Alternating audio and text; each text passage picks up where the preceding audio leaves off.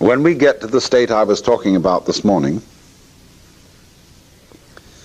where you abandon completely all belief, you abandon every sort of way of hanging on to life and of not being able to control anything, of being at the mercy of what is completely other than you, and you let go to that, you see? You don't have a thing left to cling to. So this complete let go flips, and you discover, having made it, a new way of experiencing altogether. See, because if you believe in it, you are making it a thing to hang on to. And so, in a way then, you see, all belief in God is lack of faith. Has that ever struck you? You're still clinging. And so long as you're still clinging, you don't have faith, because faith is the state of total let go.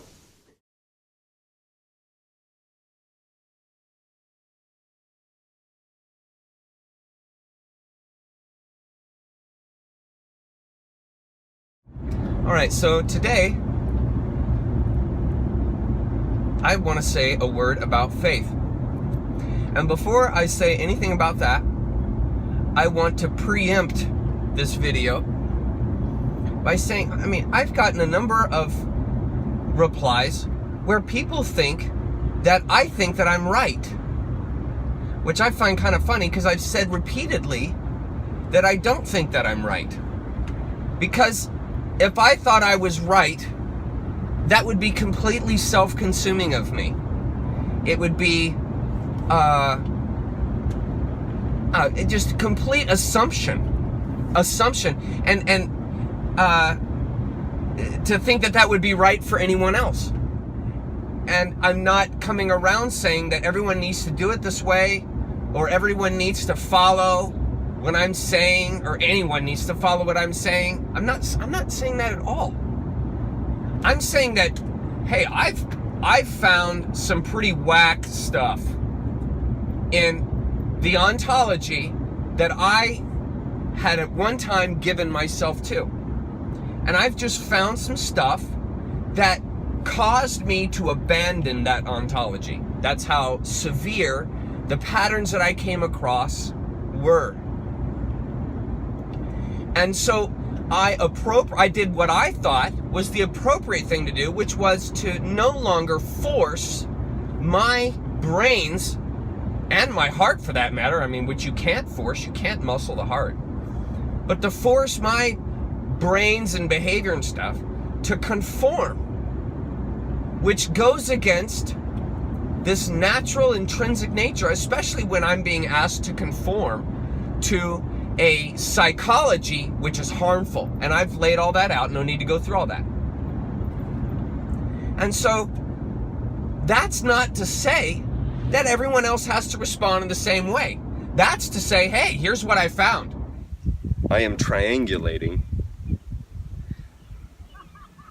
the systems that I once subscribed to. That's what I'm doing. It's it was a process of objectively looking at my life. Okay? That's what it was. And I came away from it with the stuff that I'm now telling you.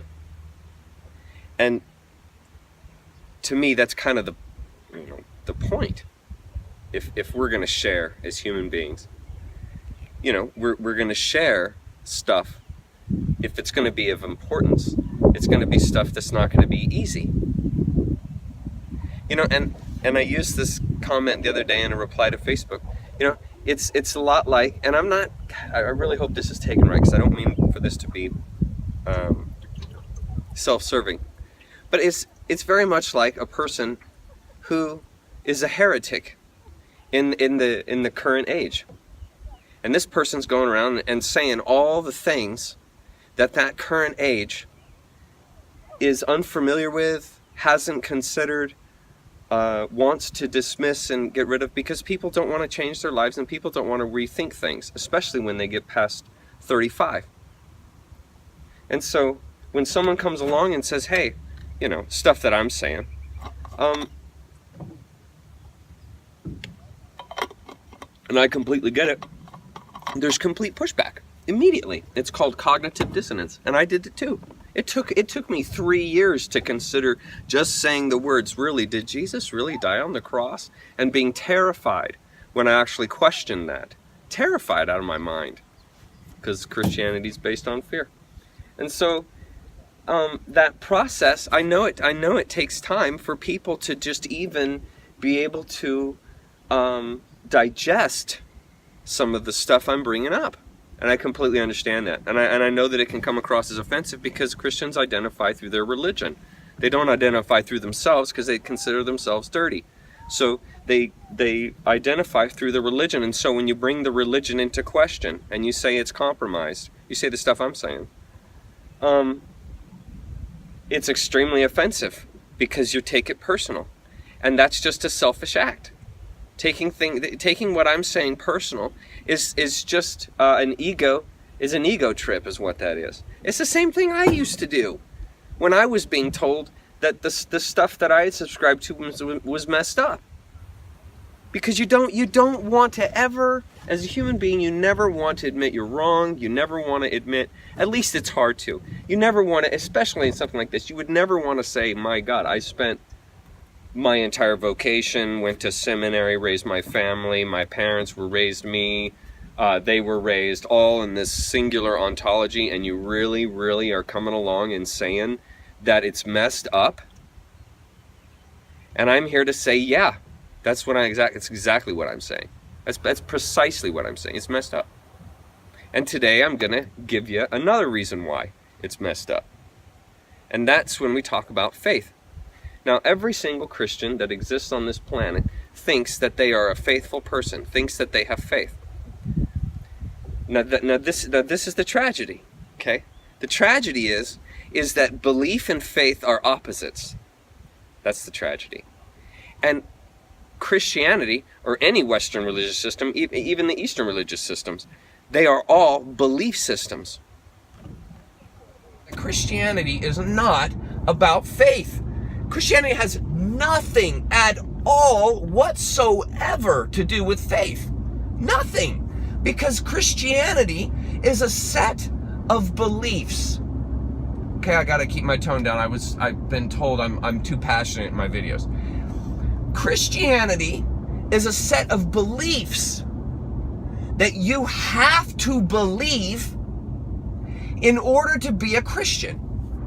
And Christianity is composed, it's an enterprise that is composed of specific beliefs that are insisted in order for the person to have a legitimate relationship to God.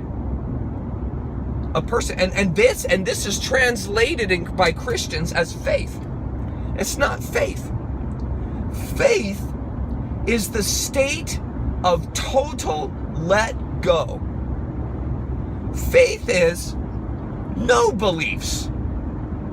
Faith is the antithesis of beliefs. Because the more beliefs you insist, the less faith you have. When you believe things, you clutch to them. You insist them. Especially when you're convicted by them. Especially when you've given your life to them. And so beliefs force into your psyche this idea of clutching and hanging on to, because you're going to defend those beliefs, That's self-consumption. And when the more beliefs you generate, the more self-consuming you become automatically, because beliefs you clutch at, you have to hold to them. They keep you in stasis because you have to have them. And that's why when you approach life through beliefs, you're always compromising your discernment and your objectivity. It's because you are walking into life saying, this has to be true. What I believe is true. It is truth. It is.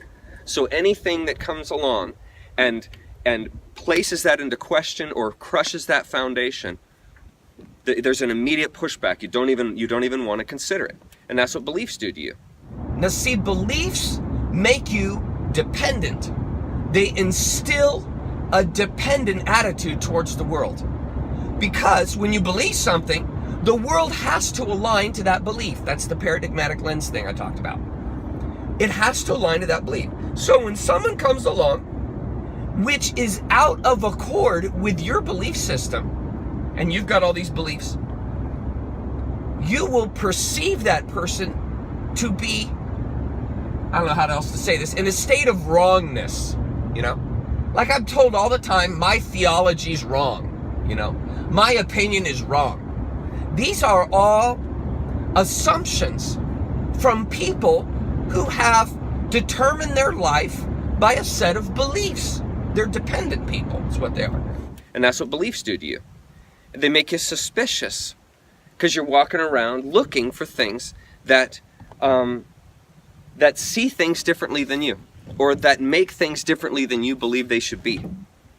And so your approach to life is well, the Christian believes that the world is fallen and they are also fallen. So your whole approach to life is one of hostility. It's one of resistance. It's one of reactivity. Because the whole thing is about defending and keeping that belief system going at all costs. And that's why it's tribal. Remember when I talked about the tribal religions that Christianity, the sister Western religions come out of? They're all tribal. And tribes are suspicious. Look at the psychology of a tribe, right? A tribe wants to ensure that it continues. That's called imperialism, and ensuring that it continues is carried out by imperialistic ideals, usurpation, going out and making sure that everybody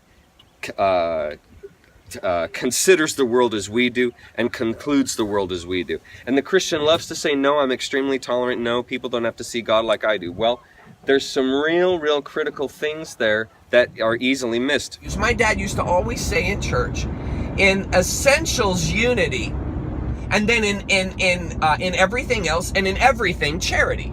Okay?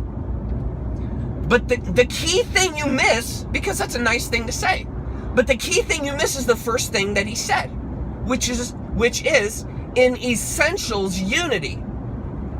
That's a nutty idea, because every single life is different and unique. And so to insist that everybody concludes and thinks like you do in the core essentials of your belief is a selfish idea, is an imperialistic idea, is a self-consuming idea.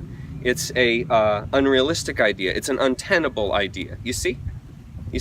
And the Christian thinks because that they're right, that is the end-all be-all. In other words, because they think they're right, they say that the illegitimacy that is brought up against the truth that they believe, they dismiss that. Because if they were to admit that it was right, that the illegitimacy was correct, they then are admitting that they're completely wrong. And you can't, a Christian's not going to do that. These are people who have a set of beliefs which say, you are a sinner.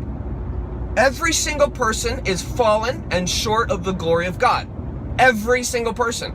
And they assume, therefore, that every single person has to go through a set of criteria in order to be able to have right relationship to God, according to them. And so, what does having this specific belief do to you as a person then? It makes you imperialistic. Because the threat of hell is always present. And so there's the fear that's always keeping you from becoming true with yourself. Because you see yourself as inherently evil.